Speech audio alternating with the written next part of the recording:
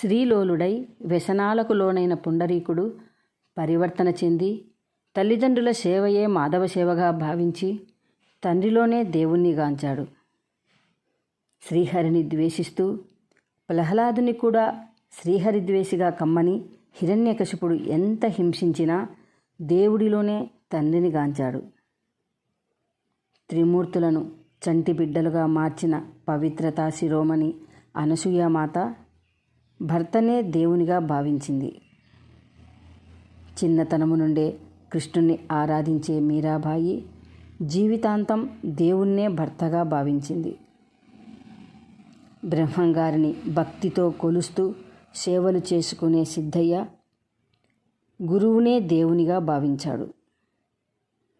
నిత్యము ఆత్మ అభ్యాస చింతనలో సాధన చేసే రమణుల వారు దేవుణ్ణే గురువుగా భావించాడు.